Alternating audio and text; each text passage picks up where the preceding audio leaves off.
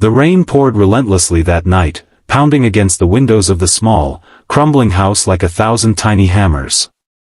Inside, under the dim glow of a flickering bulb, Daniel Reed sat hunched over the kitchen table, a stack of unpaid bills scattered before him. The numbers swam in his tired eyes: electricity overdue, rent past due, groceries running thin. Across the room, his 6-year-old daughter, Lily, was fast asleep on the worn-out couch, her tiny hands clutching her teddy bear. Her chest rose and fell softly, and Daniel found himself staring at her, his reason, his fight, his everything. He brushed a hand across his face, rough with exhaustion. Life hadn't been kind to him since his wife, Emily, passed away 3 years ago. Cancer had taken her quickly, mercilessly, leaving him drowning in grief and responsibility. Every day since had been a battle, a quiet war between hope and despair. And just when he thought the night couldn't get any heavier, the phone rang. It was an unfamiliar number. For a moment, he thought of ignoring it. But something in the silence between the raindrops made him reach for it. "Mr. Reed?" a soft, refined voice asked on the other end. "Yes, who's this?" he said cautiously.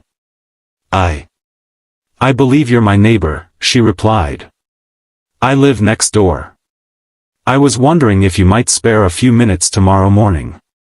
Her tone was polite, almost distant, but beneath it lingered something else: curiosity, perhaps, or maybe loneliness. Daniel frowned. The mansion next door had been empty for as long as he could remember. It loomed over his modest house like a sleeping giant, its grand gates rusted shut, its windows always dark. "You live next door?" he repeated, unsure. "Yes," the woman said, her voice trembling slightly. "My name is Evelyn Hart." And before he could ask more, the line went dead. If you believe in kindness, second chances, and the quiet power of compassion, please take a moment to like, comment, share, and subscribe. Your support helps us bring more heartfelt stories to life. The next morning, Daniel stood outside his small wooden gate, watching the mist drift across the street. The mansion that had always seemed lifeless now looked different. The gate was open. The gravel driveway, freshly cleared. The scent of roses lingered faintly in the air. He hesitated, feeling out of place in his faded jacket and scuffed boots, but curiosity tugged at him. He walked up the driveway, heart pounding. When the massive front door opened, he found himself face to face with a woman who looked as though she'd stepped out of another world. Evelyn Hart was in her late 30s, her posture graceful, her eyes a stormy gray that hinted at both strength and sadness. She invited him in with a polite smile, and Daniel instantly noticed how empty the grand house felt. Marble floors gleamed under crystal chandeliers, but there was no warmth. It was beautiful, yes, but hollow. Evelyn explained that she had recently moved back after years away. The mansion had belonged to her late parents, both gone now. "I've been alone for a long time," she confessed softly, her eyes drifting to the garden beyond the glass doors. "I heard your daughter playing outside last week." Her laughter, it reminded me of something I'd forgotten. Daniel listened, unsure where this was leading. Evelyn went on to explain that she'd seen the state of his home and the broken fence between their yards. "I wanted to offer some help," she said. "Please don't take offense. I just thought, maybe I could do something kind." Pride flared in Daniel's chest. He'd always done everything he could for Lily without asking for help. But the sincerity in Evelyn's tone disarmed him. She wasn't pitying him, she was reaching out in her own quiet way.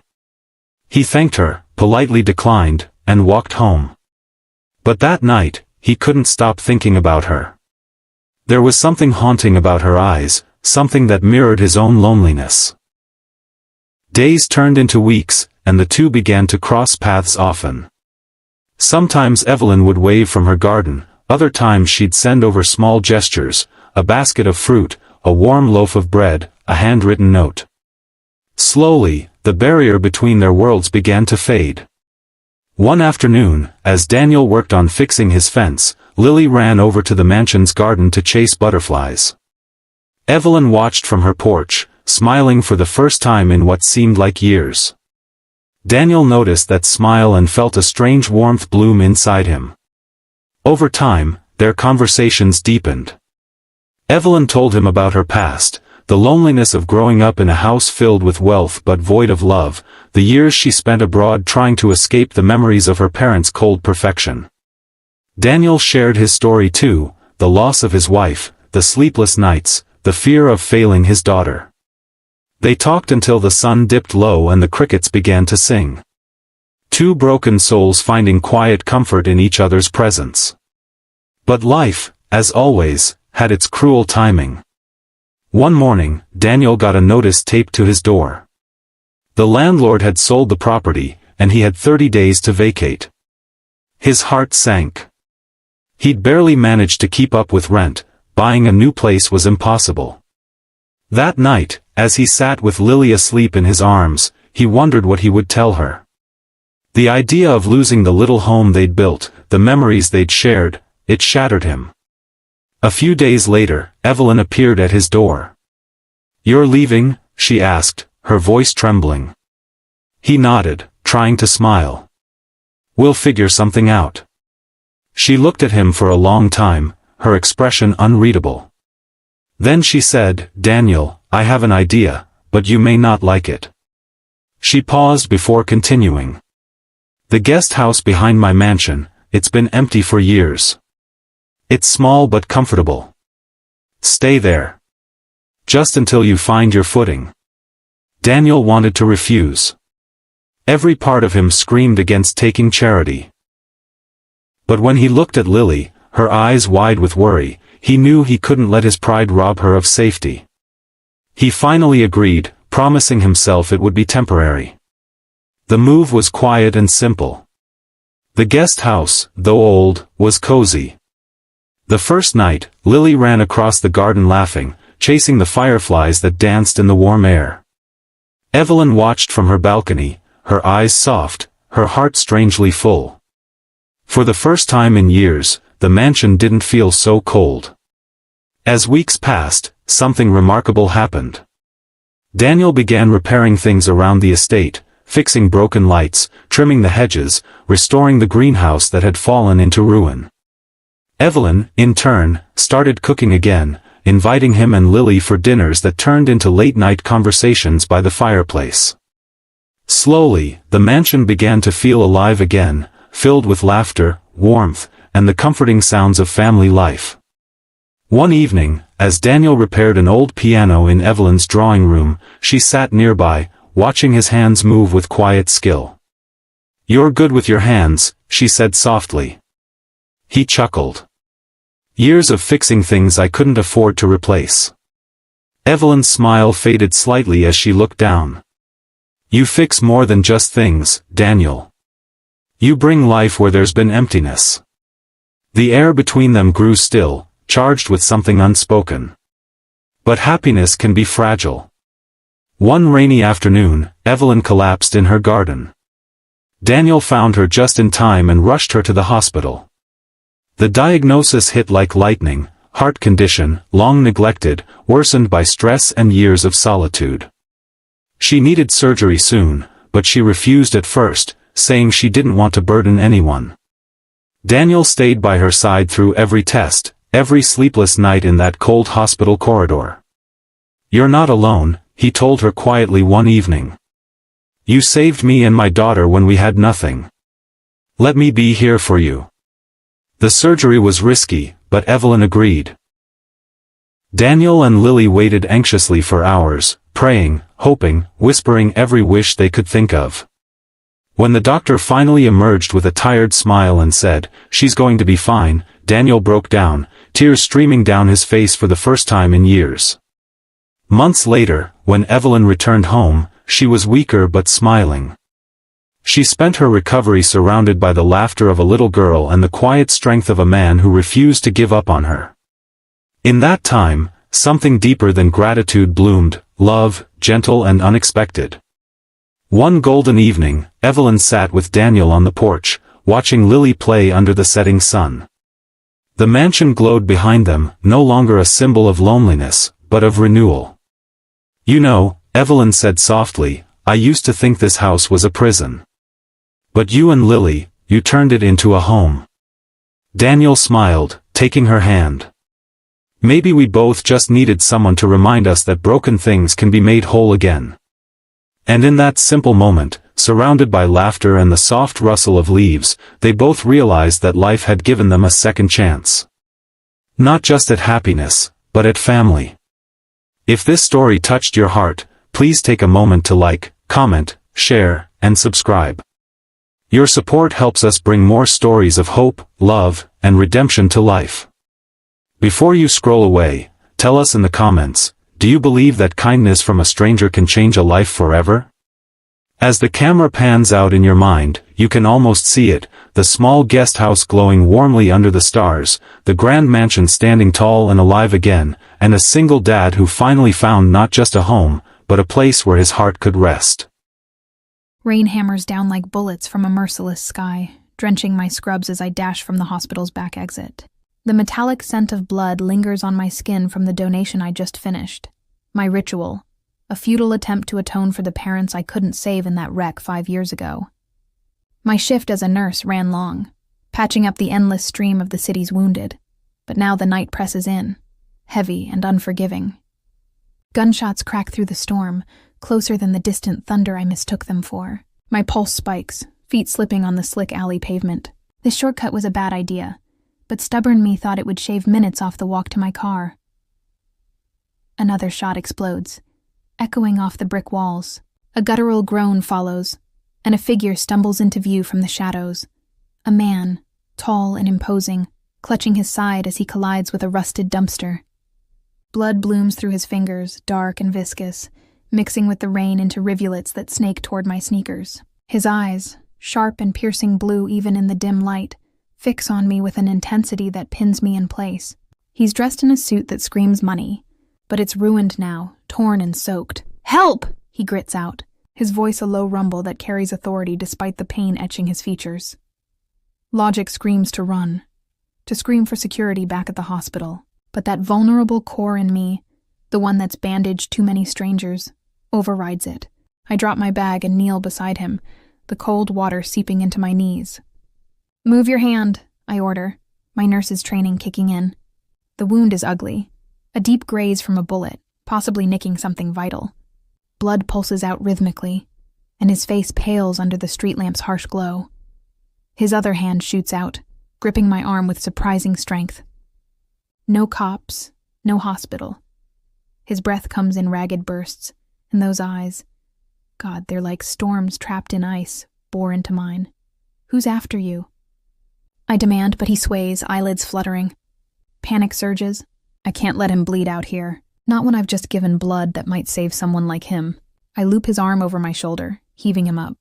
He's solid muscle, easily 6'3", dwarfing my frame. We stagger through the rain, his weight dragging me down. But I push onto my old Honda at the curb. I shove him into the passenger seat, his head thunking against the headrest. Keys fumble in my wet hands as I slide behind the wheel, engine roaring to life. Tires screech as I peel away, glancing in the rear view for pursuers. What am I doing? This man could be a killer, a thief. But his labored breathing tugs at me, reminding me of the helplessness I felt watching my parents fade. The drive to my apartment blurs, red lights ignored, horns blaring. I park in the shadowed lot, hauling him out. He groans as I drag him up the stairs, his boots scuffing the worn steps.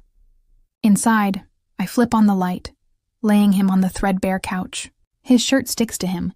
I peel it off, revealing a chest corded with muscle, marred by old scars and intricate tattoos, roses entwined with thorns, a family crest perhaps.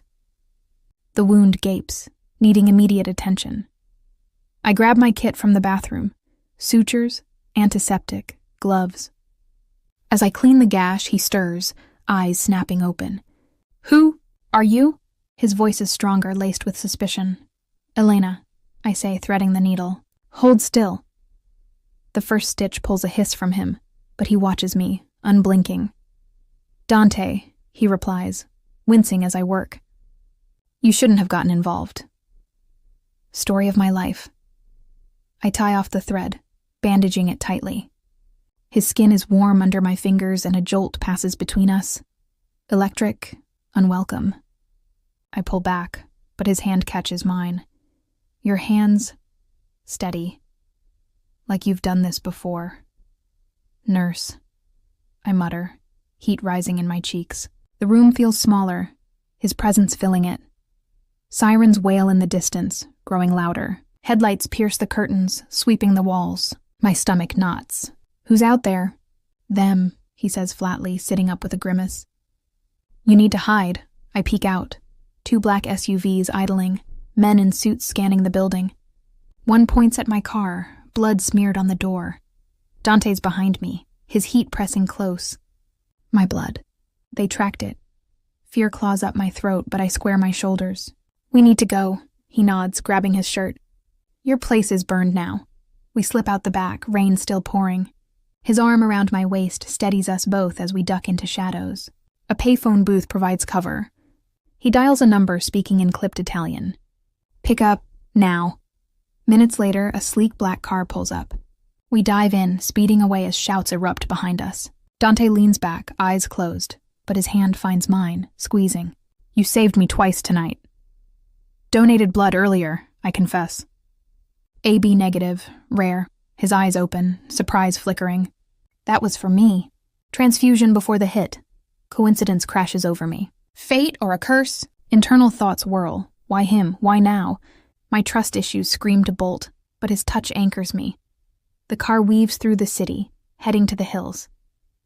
Gates swing open to a mansion. Stone walls, floodlights, armed guards. Inside, opulence assaults. Vaulted ceilings, Persian rugs, art that could fund my life 10 times over. Dante's led to a medical room, a private doctor waiting. She stitched me, Dante tells him. The doc inspects, grunting approval. As they confer, I wander the halls, marble echoing my steps, rooms filled with leather-bound books, crystal decanters. Whispers follow. Boss's savior. Keep her close. A guard blocks my path. Restricted. I'm not staying, I snap. Dante appears, dismissing him. You are. Until it's safe. His suite is massive. King bed, fireplace crackling. Rest here. 1 bed. My pulse quickens. With you? He smirks, shedding his jacket. I won't bite. Unless asked. Heat floods me, but I climb in fully clothed back to him. His arm drapes over, protective. Sleep evades. His scent, musk and danger, invades my senses. Desire stirs, forbidden. Morning. He's gone, but breakfast waits. Fresh croissants, coffee. I eat, then explore again. Gardens sprawl outside, pools shimmering. Men train in a gym, sparring brutally. Overheard. Volkov's furious. The hit failed. Back inside, Dante finds me. Curious kitten. Trapped mouse, I retort.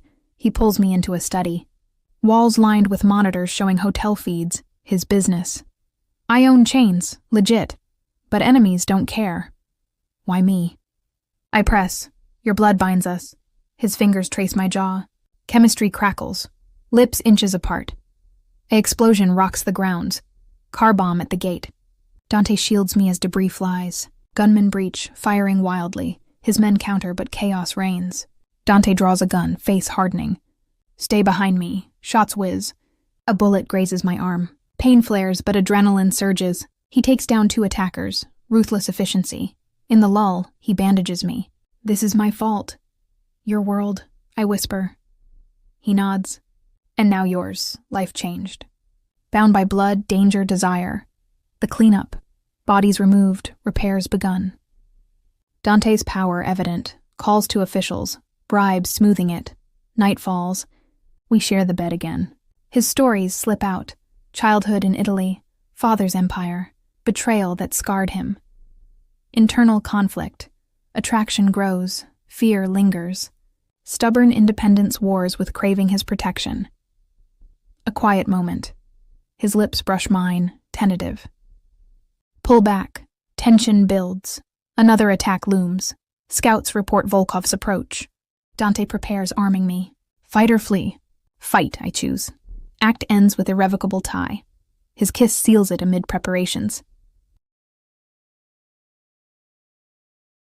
Smoke lingers from the gate explosion, acrid in the air as Dante's men fortify the mansion. My arm throbs under the bandage, a reminder of how deep I'm in. Who is Volkov exactly? I demand, following Dante to the war room. Maps spread, screens tracking movements. Ivan Volkov, he says, pointing to a photo. A hulking man with a jagged scar across his cheek, eyes like voids. Russian syndicate head, ambitious, sadistic, killed his own brother for power. Wants my territories, ports, clubs, hotels as fronts. Fear knots my gut, but I mask it. And you? What makes you different? His jaw tightens. I protect my own. He destroys. Proximity enforced, safe room lockdown. Reinforced steel, stocked for siege. One bet again. Tension simmers as we wait. He paces, shirt unbuttoned, revealing more scars. This one? I touch a faded line on his chest. Ambush at 18. Uncle's doing after Dad died in a hit. He wanted the family. I killed him. Backstory unfolds. Abusive training, forging ruthlessness. Lost my mother young. Vowed no more losses. Vulnerability cracks his armor. My own past echoes. Parents crash, leaving me alone, trusting no one. Internal war. Pull away or lean in. His danger terrifies, yet draws me. Quiet moments build. Shared meals, his hand brushing mine. You fight like a lioness, he says. Stubborn, I admit. His laugh rumbles. My weakness, near miss, lights dim, bodies close. His lips hover over mine, breath mingling. Heat builds, fingers tracing skin. Interrupted by alarms. False, but tension lingers. Days pass in isolation. He teaches self-defense, bodies grappling. Sweat slicked, pulses racing. Good, he murmurs, pinning me. Desire flares. I flip him, straddling. Eyes lock, charged, release comes, we emerge. Mansion repaired, but Volkov's threats escalate. Hacked systems, poisoned associates. Gala prep. His tailor fits me in emerald silk, hugging curves. Stunning, Dante breathes, fingers lingering on my back. Wealth details, private jet ready, diamonds loaned. At the event, grand ballroom, chandeliers dripping crystals, elite guests. Dante's power shines. Deals sealed in whispers, fear in eyes. Arrival approaches, sleek, charming. Dance, beautiful? Dante's arm tightens. Mine. Jealousy darkens his gaze. On the floor, body sway. No one touches you. Defiance. Possessive much. Protective. His hand slides lower, pressing. Chemistry sparks dialogue. You scare me, I confess. Good. Keeps you alive. Tender undercurrent. Limo ride. Kiss ignites, fierce, hands roaming. Fabric shifts, skin exposed. Moans escape. Driver. Incoming, escape chase. Bullets ping off armored glass. Dante returns fire, ruthless. Back home, he checks wounds. Can't lose you. Intimate care, bath drawn, him washing me gently. Tension mounts, touches teasing, bodies aching. Interrupted by call. Spy uncovered, ruthless display, basement interrogation. I witness Dante's fists blood. Traitor begs. Executed coldly, horror surges. Monster. To shield you. Dual nature bear. Revelation builds. I snoop files. Rossi Empire depth. Billions in assets, shadow dealings. Blood donation link confirmed. His rare type matched mine. Confront.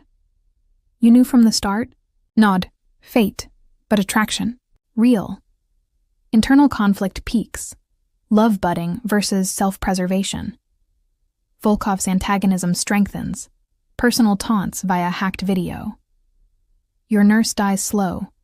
External. Raid on hotel. Dante rallies, showing command. Private army, tech arsenals. Intimate scene. Storm rages outside. Inside, we yield partially. Kisses deepening. Clothes shed. Scars kissed. Whispers of need. Want you? He groans. Betrayal hits. Trusted lieutenant flips. Leaking location. Volkov's men storm, fight. I grab weapon, down one. But captured.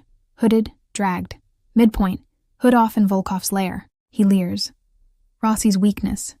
Dante's identity full. Mafia king. Danger peaks, trust breaks. Was it set up? Fear versus faith. Bound to a chair in Volkov's warehouse. Dank, echoing with distant water drips. Cold steel bites my wrists. Ivan towers, scar twisting his sneer. Pretty thing. Rossi's soft spot. His backstory hinted, ex-KGB, empire built on brutality, families crushed. Stakes high, control of city's underworld, internal storm, betrayal stings. Was Dante's affection ploy? But memories flood, his gentle touches amid violence. Resolve hardens, survive, door bursts. Gunfire erupts. Dante's team infiltrates, but Volkov's guards swarm. Chaos. Bullets ricochet, men fall. Dante appears, eyes locking on me, fury and fear. Release her! He roars, taking cover. Volkov laughs, yanking my hair. Surrender empire or watch her bleed. Dante hesitates. Power versus love. Take it. Just let her go. No. I headbutt Volkov, freeing enough to kick. He staggers. I roll free, grabbing a shard of glass as weapon. Climax escalates. Full assault. Dante charges, tackling Volkov. Fists fly, crunches, grunts. Knife drawn. Dante disarms, but Volkov headbutts, gaining ground. I intervene, slash Volkov's arm. He turns, swinging. Dodge, but fist connects, pain exploding. Dante roars, pummeling. They crash through crates, wood splintering. Volkov pulls gun. Shot grazes Dante's shoulder. Blood sprays, higher stakes. Backup arrives. Volkov's reinforcements. Outnumbered. Explosives rigged. Timer starts. Red digits counting. Evacuate. Dante yells, but stays for me. I fire scavenged pistol covering. Together! Volkov lunges final, knife aimed at Dante. I shove him aside, blade slicing my side. Pain sears, but Volkov exposed. Dante snaps his neck, crack echoing. Building shakes, bombs detonate in sequence. We run, flames licking heels. Debris collapses paths. Dante lifts me over rubble. Explosion hurls us out, rolling on concrete. Aftermath. Sirens converge. Dante's men scatter evidence. He faces choice. Rebuild Mafia or reform for me. End it. I gasp, hand on his. Legit path. He nods. For you. Emotional confession amid ruins. Love you, Elena. Your strength redeemed me. From blood to this, forever. Tears mix with soot. Love you. Your protection healed my trust. Claiming. Kiss passionate. Hands claiming. Mine. Resolution. Volkov's empire crumbles. Arrests. Assets seized. Dante shifts to hotels fully. Wealth intact but clean. Future. Months on. Penthouse views city. He proposes ring custom diamonds vast. Build with me. Vows exchanged in private ceremony. Life blends. My nursing, his business. Protection eternal. Passion unending. Scars fade. Bond strengthens. No more alone. Chapter 1. The first encounter Pav. Chloe the moving truck groaned as it pulled away from the curb, leaving me standing on the manicured lawn of a house that was too big, too perfect, and definitely not mine. My mother's new beginning. My fresh hell. Chloe, honey, come on in. I want you to meet everyone. Mom's voice was a sing-song of newfound marital bliss. I dragged my feet across the threshold, my suitcase bumping behind me. The inside was all cool marble and high ceilings, smelling of lemon polish and new money. It was a far cry from our cramped, cozy apartment. Mark, this is my daughter, Chloe. Chloe, this is Mark. Mom beamed, gesturing to the tall, kindly-looking man with a warm smile. My new stepfather. He seemed nice enough.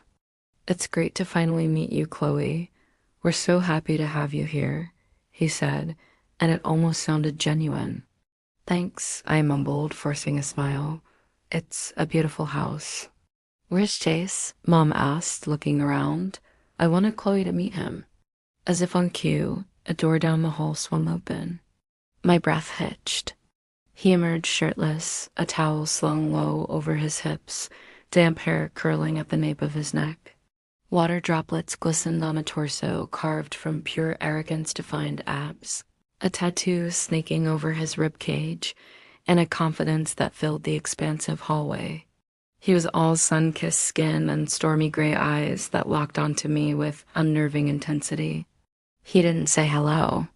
He just leaned against the doorframe, a slow, infuriating smirk spreading across his face as his gaze traveled from my worn-out sneakers to my flushed cheeks. "So, you're the stepsister?"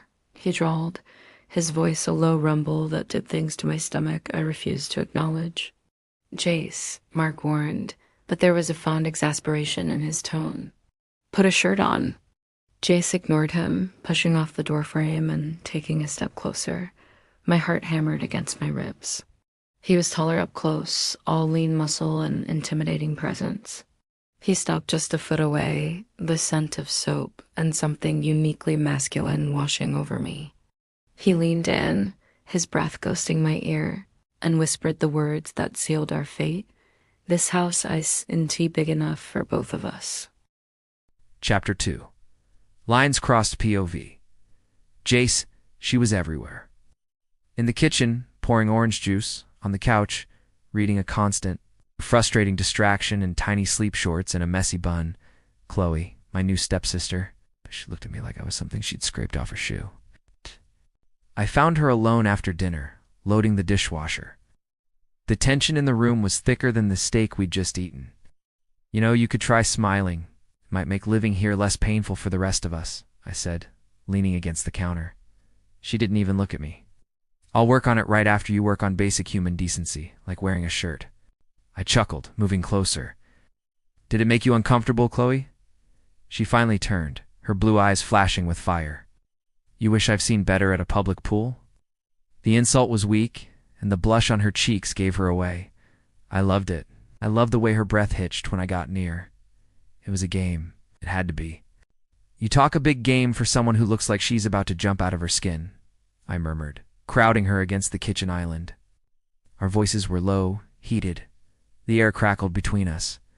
Her lips parted, and for a heartbeat I forgot this was a game. I forgot she was off limits. I forgot everything except the magnetic pull drawing me toward her. Our faces were almost touching, the space between our lips a forbidden promise. The back door swung open. "Kids, everything okay in here?" Our mom. Her eyes darted between us, taking in our proximity, the charged silence. Suspicion flickered in her gaze. Chapter 3. Unwanted Proximity POV. "Chloe, it'll be good for you two to bond." Mom's cheerfulness was a weapon as she shoved a grocery list into my hand and car keys into Jace's. A little errand. Together. Jace scowled but didn't argue. The car ride was a silent war, the radio humming between us. "You could turn the A, sis," I finally snapped. "Or is suffocation part of your charming personality?" He smirked, that infuriating, handsome smirk. "I like it hot." "Problem? Everything about you is a problem." The banter turned sharp, a volley of insults that felt a little too much like flirting. The tension was a live wire in the confined space. At the store, an older lady smiled at us as we bickered over which brand of pasta to buy. "You two are such a cute couple," she chirped. "Couple goals." We both froze. "Oh, we're not," I started. "Thanks," Jace interrupted, slinging an arm around my shoulders and pulling me tight against him. I stiffened, every nerve ending hyper-aware of his body against mine. He smelled incredible. He held me until the woman walked away, his fingers digging into my arm. "See," he whispered into my hair. "We even look good together. Too bad it's all for show." I shoved him away, my heart pounding. It didn't feel like a show. It felt dangerously real. Later that night, curled up in bed, I opened my phone to scroll through Instagram. My blood ran cold. There, on a local community page, was a photo of us in the grocery store aisle. Jace was looking down at me with a smirk, and I was looking up at him, my expression unreadable but intense. The caption made my stomach drop. "At Locago Sippage, spotted at Market Fresh, Jace Mitchell with a new girl." looking like total hashtag couple goals. Who's she? Chapter 4. The Party. Pove. Jace. I saw her the second we walked in. Chloe, in a little black dress that should be illegal, looking equal parts terrified and breathtaking. Yes, this was a bad idea. Bringing her to a frat party was like throwing a spark into a gas can. So I did what I always do when I feel things I shouldn't. I became the asshole. I found Sarah, a girl from my psych class, and poured on the charm, laughing too loud, letting her touch my arm, all while watching Chloe from the corner of my eye. She sipped her drink, trying to look unaffected. It was pissing me off. Then I saw him. Kyle, a known creep, had cornered her by the keg. Something primal and violent snapped inside me. I was across the room in seconds. "Get the hell away from her," I growled. Kyle turned, smirking. "Relax, man. Just talking to your sister," I didn't think. My fist connected with his jaw with a sickening crack. Chaos erupted. Someone shouted. Music cut off. Before I could process it, a small hand grabbed mine. Chloe yanked me through the crowd, down a hall, and into a dark, empty bedroom, slamming the door shut. Whirled on me, her chest heaving. "What is wrong with you? He was all over you." Chop back, adrenaline still coursing through me, so I can handle myself. "Why did you do that, Jace? Why do you even care?" She demanded, her voice shaking with a mix of anger and something else. She pushed me against the door, her hands flat on my chest, and the world narrowed to just her. The scent of her perfume, the fire in her eyes, the heat of her skin through my shirt. I was seconds from answering her with my mouth on hers. When she did it for me, tell me the truth. Was it because you couldn't stand seeing someone else touch me? Chapter 5. The Almost Kiss. POV. Chloe. The silence in the house after the party was deafening. We hadn't spoken since the car ride home, the question hanging between us like a guillotine. Was it jealousy? I couldn't sleep. My mind replayed the feel of his chest under my hands, the raw possessiveness in his eyes. Needing water, I crept downstairs. The kitchen light was on. Jace was there, leaning against the counter, a glass of water in his hand. He looked up, and for once, the smirk was gone. He just looked tired. "Can't sleep either?" he asked, his voice quiet. I shook my head, moving to the fridge. The air was different tonight, softer. The walls we'd built so high seemed to have cracks in them. About tonight, I started. "I'm sorry," he said at the same time. We both stopped. A small, surprised laugh escaped me. He smiled, a real, genuine smile that made my knees feel weak. "You have a nice laugh," he said softly. "You should do it more often." He took a step toward me, then another. The fight, the anger, the pretense, it all melted away, leaving only this terrifying, exhilarating pull. He reached out and tucked a strand of hair behind my ear, his fingers brushing my cheek. A shiver ran down my spine. His eyes dropped to my lips. My breath caught. This was it. The line we could never come back from. He was going to kiss me. And God help me, I was going to let him. He leaned in slowly, giving me every chance to pull away. I didn't. Our lips were inches apart. I could feel the warmth of his breath creak. Footsteps echoed on the stairs above us. Panic flashed in Jace's eyes. In one swift movement, he didn't push me away. He grabbed my wrist and yanked me into the walk-in pantry, pulling the door shut just as the kitchen light flicked on fully. We were plunged into darkness, surrounded by the scent of dry goods and herbs. Our hearts hammered in the silent, confined space, a frantic, synchronized rhythm in the dark. Chapter 6. Collision POV Jace. The pantry changed everything. 20 minutes standing in the dark, listening to her mother rummage for tea with Chloe's body pressed against mine. 20 minutes of hell and heaven. I could smell her shampoo, feel the rapid beat of her pulse under my thumb, where I still held her wrist. I was a dead man. The next day, We were a powder keg. Every glance was a spark. We started arguing about something stupid, the TV remote, but it wasn't about that. It was about the pantry. It was about the almost kiss. "You're so entitled," she yelled, trying to snatch the remote back. "And you're a brat," I shot back, holding it out of her reach. We were chest to chest, both breathing heavily, anger and desire twisting together into something uncontrollable. Her eyes dropped to my mouth. That was all it took. I snapped. I dropped the remote. It clattered to the floor. I framed her face with my hands and crushed my mouth to hers. It wasn't soft. It was angry, fiery, and desperate. "A collision!" She gasped against my lips, her hands fisting in my shirt, pulling me closer instead of pushing me away. She kissed me back with the same pent-up fury, her tongue tangling with mine, tasting like mint and rebellion. We broke apart, gasping for air. Her lips were swollen. My hands were shaking. I hated myself for wanting her this badly, for crossing a line that could ruin everything. I stormed out of the house, driving for hours, trying to clear my head, but her taste was still on my lips. Her fire was in my blood. I came back late, the house dark and silent. I stood outside her bedroom door for a full minute, warring with myself. I lost. I knocked softly. When she opened it, her eyes wide and unsure, her hair messy from sleep, I knew I was past the point of no return. I looked her dead in the eye, my voice a low, desperate command. "We need to finish what we started." Chapter 7, Dangerous Secret, POV, Chloe. We finished it. And then we started it again, and again.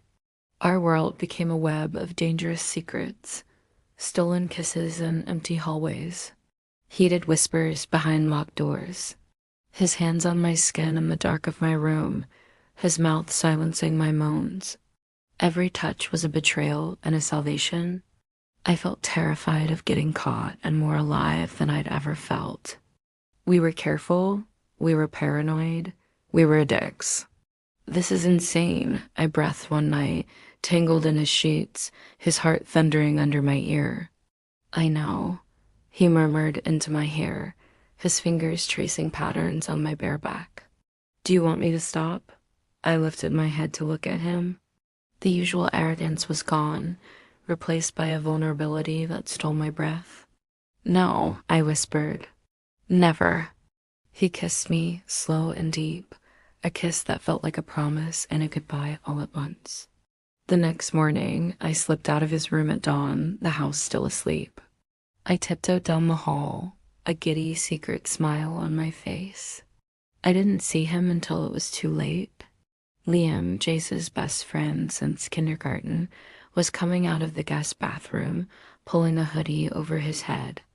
He froze when he saw me, his eyes darting from my disheveled hair to Jace's door behind me, which was still slightly ajar. A slow, knowing smirk spread across his face. He raised one eyebrow, a silent question loaded with implication. "Morning, Chloe," he said, his tone laced with a familiarity that made my blood run cold. Chapter 8. Jealousy Games, POV. Jace Liam knew. He hadn't said anything, but he knew. The way he looked at me, the knowing glances it, was only a matter of time. I needed to push Chloe away, for her own good. It was the right thing to do. So when I heard her on the phone giggling about a date with some guy named Tyler from her biology class, I saw red. The right thing to do flew out the window, replaced by a possessive, blinding rage. I followed them to some cheesy Italian restaurant. I sat at the bar, watching him laugh at her jokes, his hand too close to hers on the table. I drank a scotch, then another, the jealousy curdling in my gut. When they left, I followed them out into the cool night air. Tyler went to get his car, just stood alone under the street lamp. I crossed the street in 5 long strides. Having fun? She jumped, whirling around. Whoa, whoa, whoa, whoa, whoa, whoa, whoa, whoa, whoa, whoa, whoa. Jace, what are you doing here? Couldn't stay away from dear old stepbrother? I taunted, crowding her against the brick wall of the restaurant. Does he know who you really dream about at night? Go away, she hissed, trying to push past me. You're drunk? I'm sober enough to know you want me to kiss you right now, I growled, my face inches from hers. Her eyes were wide, her lips parted. She was scared. She was turned on. I could see it, smell it. I lost control, slammed my mouth against hers. A brutal, claiming kiss meant to brand her, to show everyone that she was mine. She struggled for half a second before melting into me, her hands fisting in my jacket, kissing me back with the same desperate hunger. I was so consumed by her, by the taste of her, that I didn't see the flash. I didn't hear the click, but someone did. Someone had been watching, and they had just taken a picture. Chapter 9, The Slip-Up. POV Chloe. The photo from the party didn't blow up our lives. It was just local gossip. But the kiss outside the restaurant, that was different. We'd been in public. We'd been reckless. For days I walked on eggshells, waiting for the other shoe to drop. Jace was distant, walled off, treating me with a coldness that hurt more than his anger. The text from Tyler went unanswered. My mom asked if I was feeling okay. I was a bundle of raw nerves. So when my phone buzzed with an unknown number, a cold dread settled in my stomach. The message was simple, devastating. Unknown number. I know what you're hiding. My heart stopped. Then another message came through. An image. It was us, last night, under the street lamp. Jace had me pinned against the wall, his body angled over mine, his hand tangled in my hair. My face was tilted up to his, our lips locked in a kiss that was undeniably passionate, undeniably intimate. It was crystal clear. The caption below, it made the room spin. Unknown number. What do you think Mom and Dad would say about their children? Chapter 10. The Betrayal. POV Jace. She shut down, completely. She wouldn't look at me, wouldn't answer my texts. I'd seen the picture. Liam had forwarded it to me with a single word. Dude, I knew who sent it. An ex. Someone from my past who had a taste for drama and a score to settle. She'd promised to make my life hell if I left her. I guess she meant it. I tried to explain to Chloe, to tell her it was just some crazy girl trying to cause trouble, that it had nothing to do with us. But she'd built a fortress around herself. I heard the rumors, Jace, she said coldly, cornering me in the garage. Her eyes were red-rimmed but hard. The fights, the deals. You said you were trouble. I didn't want to believe them. But now this. Another girl? I can't do this. I can't trust you. We're done. She turned to leave and something in me shattered. This couldn't be how it ended. Not like this. I grabbed her wrist, spinning her back to face me. She tried to yank away, but I held firm, my thumb stroking the frantic pulse point on her inner wrist. Done, I repeated, my voice low and rough. I stepped closer, forcing her to look up at me. Then why is your heart racing, Chloe? I brought her trembling hand up between us. Why are you still shaking when I touch you? Chapter 11, The Breaking Point. POV, Chloe. His words undid me, because he was right. My body betrayed me every time he was near. The love, the anger, the heartbreak, it was all a tangled mess I couldn't escape. We were a supernova, destined to burn out. The pressure built until it exploded in the one place we should have been safe, the living room. You can't just turn this off, Jace. You can't kiss me like that and then pretend I don't exist. I yelled, tears streaming down my face. What do you want from me, Chloe? He roared back, running a hand through his hair in frustration. You said you were done. You said you couldn't trust me. I don't know what I want. I just know that The words caught in my throat, a terrifying, undeniable truth. I was drowning in him. I hate that I love you. The words echoed in the sudden, deafening silence. My own admission shocked me. Jace stared at me, his anger evaporating, replaced by a stunned, raw vulnerability. The world stopped. In the absolute quiet, a small, horrified gasp sounded from the doorway. We both turned. My mother stood there, her hand over her mouth, her face pale as a sheet. Her eyes were wide with disbelief and dawning horror. What did you just say?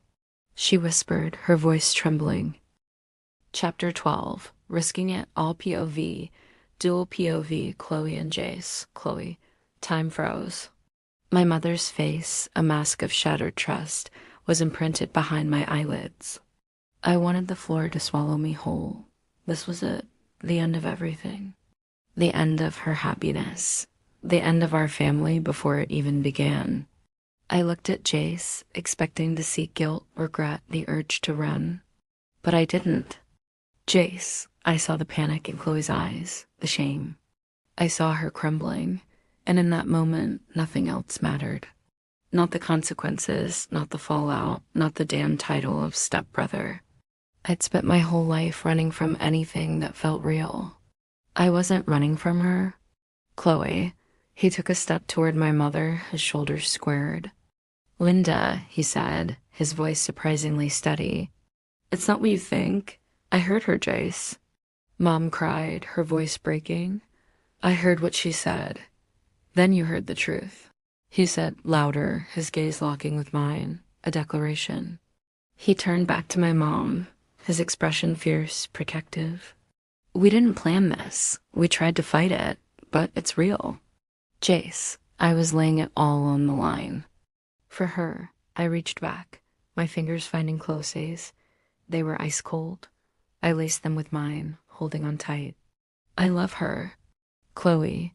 The words, spoken so boldly to my mother, shattered the last of my defenses.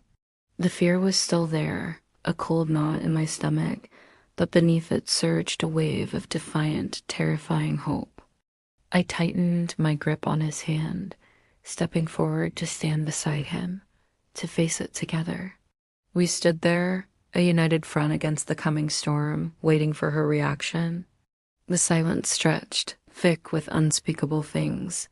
It was broken by a sharp, firm knock on the front door. We all jumped. My mother wiped her eyes, confusion replacing her anguish. Who on earth is that at this hour? The knocking came again, more insistent this time. A voice, firm and official, called through the door, sealing our fate. Jace Mitchell? Linda Carlson? This is the Oak Ridge Press. We need to talk about you too. Chapter 13. The Unraveling. Puh. Jace. The voice from the other side of the door wasn't just some random reporter. It was a specific sickly sweet tone I knew all too well. Vanessa. My blood ran cold. This was worse than the press. This was personal vengeance. Linda looked from the door to our joined hands, her face a war zone of confusion and hurt. What is going on? She demanded, her voice trembling. Don't answer it, I said, my voice low and urgent. I dropped Chloe's hand and moved toward the door, my mind racing. Vanessa had the photo. She had a direct line to every gossip blog in the state. If she was here, it was because she wanted to show. But it was too late. Mark's heavy footsteps came down the stairs. Who is it at this hour? He grumbled, rubbing sleep from his eyes. He took in the scene. Linda in tears, Chloe pale as a ghost, me looking like I was ready to break down the door. His sleepiness vanished. What's happened? Another knock, sharper now. I can hear you in there, Vanessa's voice sang out. Mark's brow furrowed. He strode past me and yanked the door open. Vanessa stood there, phone held up like a weapon, a triumphant smirk on her perfectly made-up face. Well, well, the whole happy family. Her eyes landed on me, glinting with malice. I just have a few questions about a certain photo that's about to go viral. Care to comment on the nature of your relationship with your stepsister, Jace? The world tilted. Mark's face went from confusion to slow-dawning horror. As he looked from Vanessa's phone, to me, to Chloe, I saw it all unfold in that second. The scandal, the shame, the destruction of two families.